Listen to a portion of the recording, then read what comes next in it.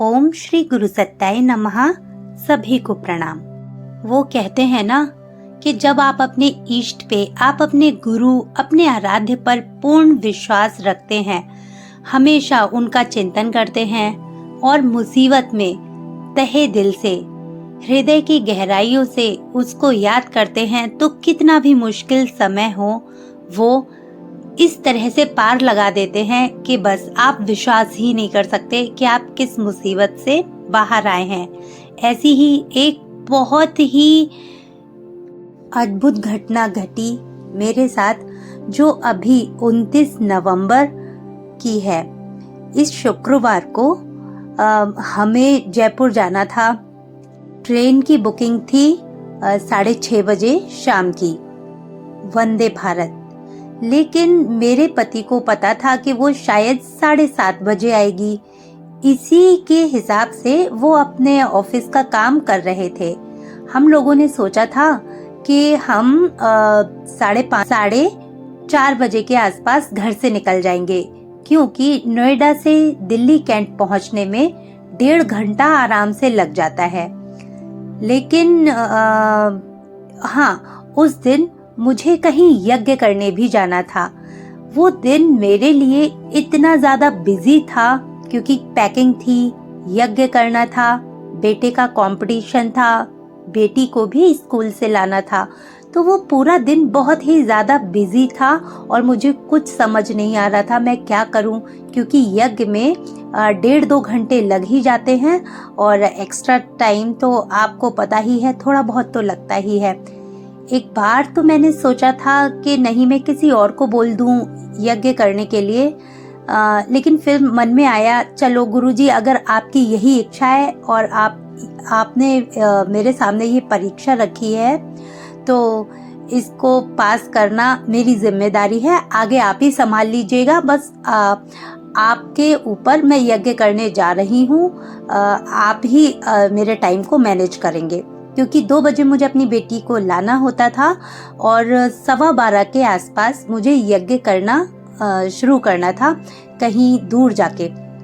मतलब कि जिन्होंने यज्ञ के लिए बोला था वहाँ थोड़ा सा है डिस्टेंस मेरे घर से, तो मैंने वहाँ जाके यज्ञ किया। 2 बजे तक मैं फ्री भी हो गई और बेटी को स्कूल से ले आई। अच्छा, मुझे पता था कि टाइम जैसा पति ने बताया था कि 7:30 की ट्रेन है, तो हम लोग 4:30 बजे निकलेंगे, 1.5 घंटा लगेगा, तो 6 बजे तक 6, 6:15 या 6:30 तक आराम से पहुंच जाएंगे, क्योंकि वो पीक टाइम भी होता है। ऑफिस से लोग आते जाते हैं तो बहुत ट्रैफिक मिलता है दिल्ली में, नोएडा में भी रोडों पे बहुत ट्रैफिक हो जाता है।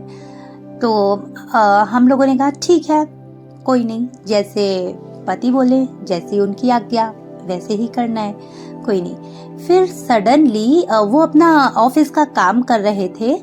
फिर 5 बजे उन्होंने बोला फटाफट पैकिंग करो और ट्रेन 6:30 बजे की है। मैंने गलत टाइम देख लिया था, पता नहीं क्या हो गया था, जो भी था, मिसअंडरस्टैंडिंग कुछ भी कह लीजिए आप। 6:30 बजे की ट्रेन थी।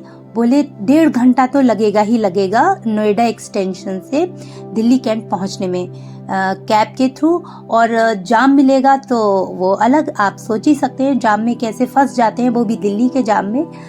तो हम लोग फटाफट जल्दी से रेडी तो हम लोग हो ही गए थे, फटाफट जल्दी से निकले घर से, लॉक किया घर, लिफ्ट लेकर नीचे आए और वहाँ हमने कैब बुक की।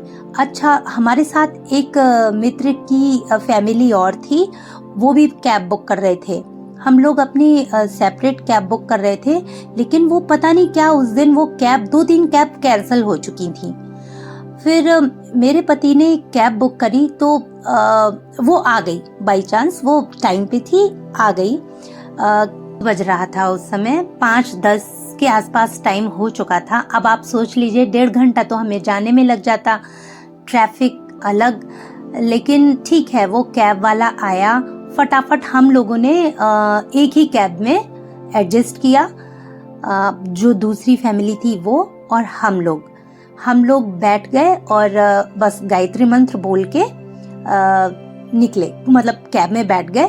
और फिर उसके बाद जब हमने ड्राइवर से बोला कि भैया आप बस अब आप ही एक सहारा हो और आप हमें टाइम पर पहुंचा दीजिए।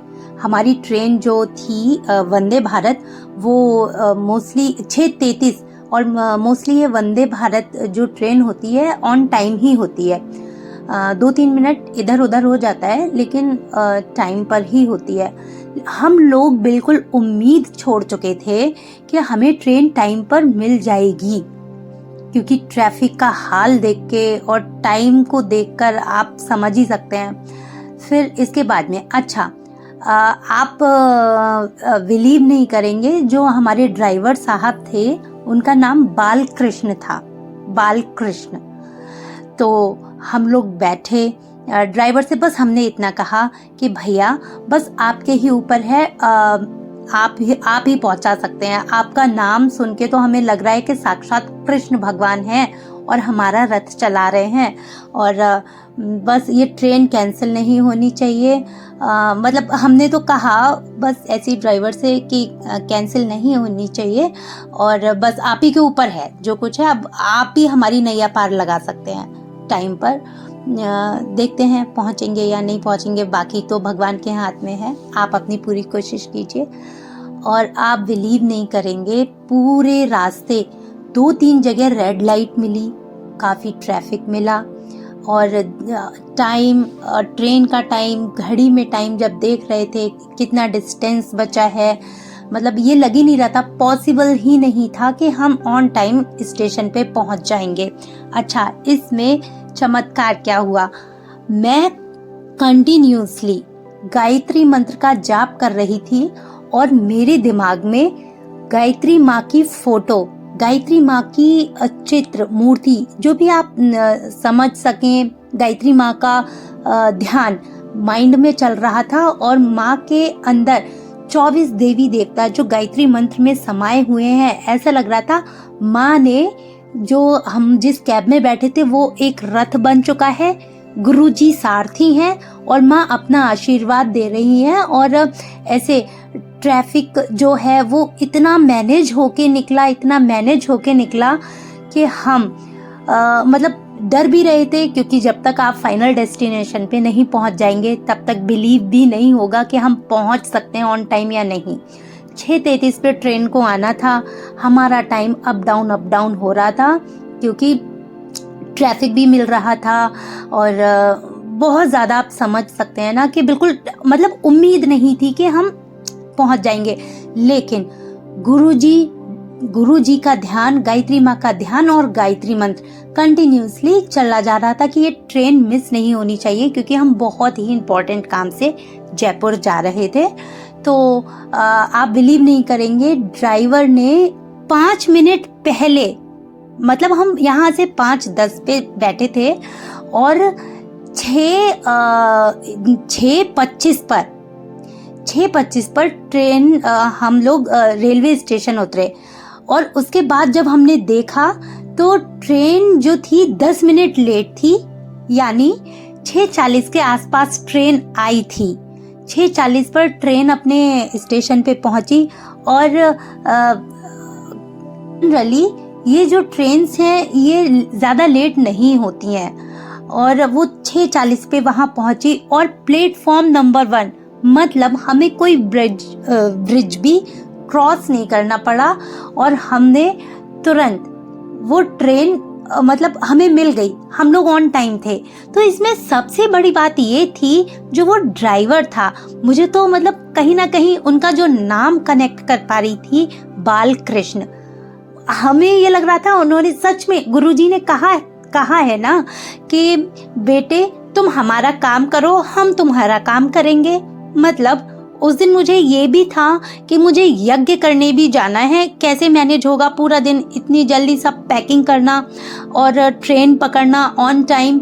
और फिर जब मैंने सारा समर्पण कर दिया उस दिन गुरुजी को कि गुरुजी आप ही जाने, ठीक है, आप जैसे आपने काम दिया है, मतलब आया है किसी ने यज्ञ उसी दिन के लिए बोला था, मैंने कहा ठीक है कर देते हैं। और उसके बाद मुझे तो कहीं ना कहीं यही लग रहा था कि गुरुजी ने यज्ञ भी करवा लिया, ट्रेन भी मिस नहीं होने दी। और गुरुजी ने कहा है ना कि तुम बस मेरे रथ में बैठ जाओ, पार तो मैं लगा दूंगा और गायत्री मंत्र का सहारा लो।